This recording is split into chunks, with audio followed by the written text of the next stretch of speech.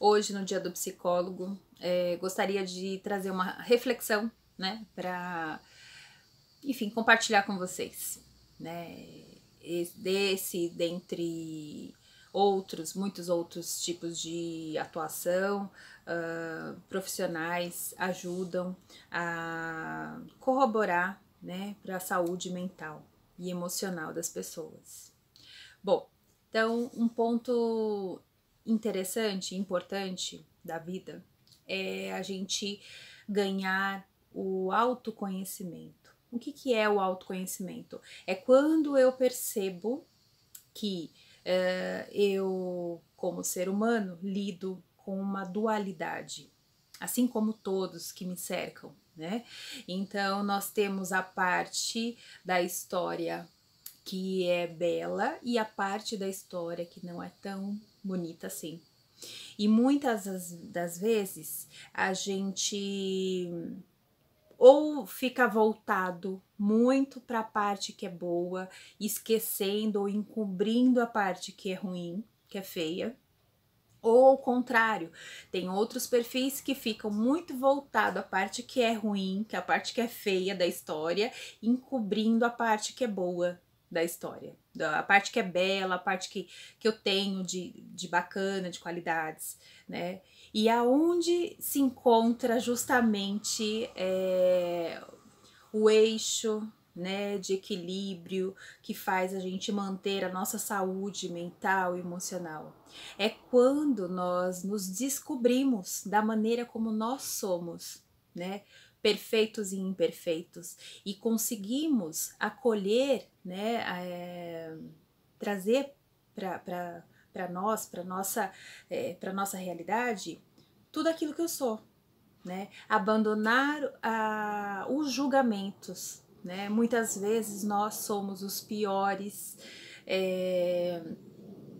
carrascos com nós mesmos, porque nós sempre procuramos, né, os defeitos e as imperfeições e deixamos muitas vezes que a parte saudável, digamos, da nossa essência é adoecida, porque assim, vamos perceber que à medida que nós queremos ser, ansiamos, né, ser aceitos, sermos acolhidos pelos outros, né, dentro das nossas perfeições e imperfeições, como que a gente pode, digamos, viver de maneira tranquila, né, sendo quem nós somos mesmos?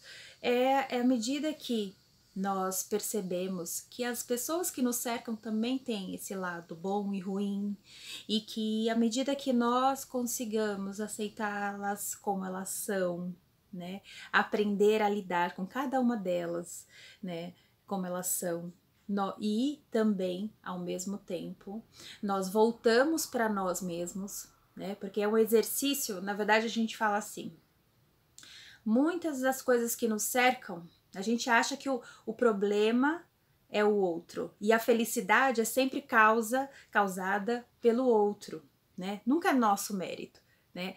E então, muitas vezes é aquela coisa, se eu percebo que todos têm imperfeições, aliás, que faz parte da vida humana, né? O ser imperfeito.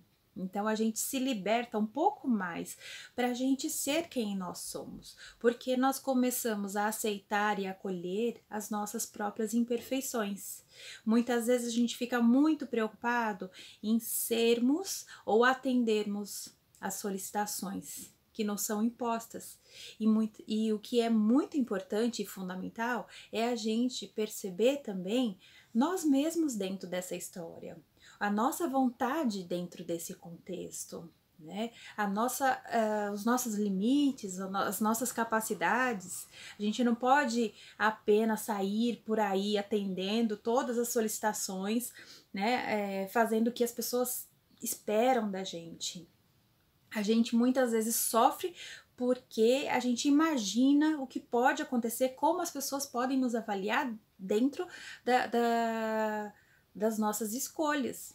E muitas vezes é aquela coisa, isso pode até mudar a ordem das decisões por conta disso, dessa grande influência, né? E o que mais importante, o que mais importa em toda essa história, em todo esse contexto, é o quanto de verdade, o quanto que eu tô conectada com aquela minha escolha, né? Se eu tomo uma decisão, se eu opto por um caminho, né? Eu tenho que saber que eu tenho que lidar com as consequências dessa escolha, né? Eu não tenho uma previsão, uma segurança de saber se isso pode dar certo ou não, mas eu só vou saber à medida que eu tomar uma escolha e eu vou ter que aprender, eu vou ter que lidar com aquela consequência, o que pode surgir daquela escolha, né? E lembrando que a gente sempre é livre também, né? A vida tem um movimento, então a gente é livre às vezes para tomar algumas escolhas, para se arrepender de algumas escolhas, para mudar a ordem, né? Para desfazer contratos, para fazer outros contratos, mudar, enfim, né? A gente não é preso às nossas escolhas para sempre. Muitas vezes a gente toma caminhos, decisões, escolhas que mudam a rota, né, da nossa vida, mas a gente precisa se perceber dentro dos contextos e ir sendo condizente, né? A gente vai mudando os nossos propósitos de vida de acordo com cada idade, e assim é importante, muito importante, fundamental a gente ser coerente, né, com as nossas escolhas. Eu tenho que, por exemplo, como que eu sei que eu devo escolher algo ou não devo escolher algo, né? Se eu mantenho uma relação de amizade, ou se eu mantenho uma relação amorosa, ou se eu mantenho uma relação adoecida, ou enfim. Como é que eu posso fazer isso? É quando justamente eu começo a perceber o quanto que daquela relação, né, é significativa para mim. Olá. Algumas reflexões que surgem dentro do contexto clínico e eu acho que são bastante válidas para a gente poder compartilhar. Eu quero trazer aqui um momento, uma discussão, a seguinte discussão. Que muitas vezes a nossa vida toma direções diferentes das quais nós temos vontade, né, das quais nós idealizamos.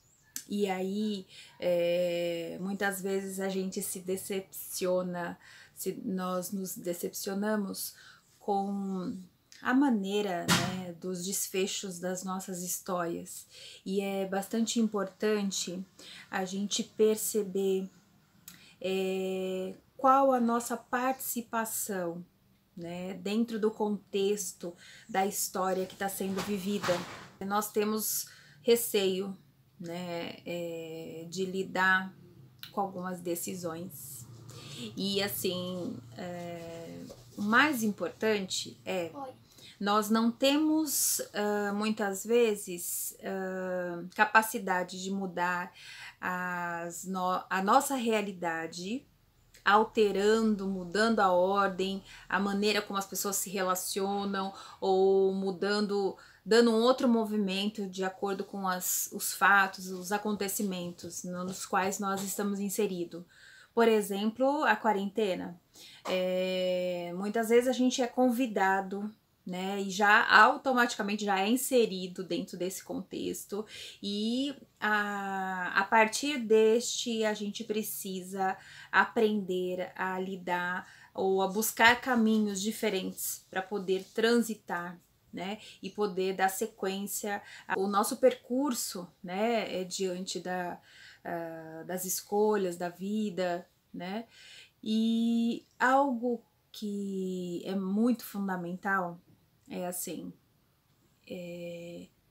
compreender a realidade tal qual ela se apresenta, nos fortalece para o modo de como transitar frente aos desafios.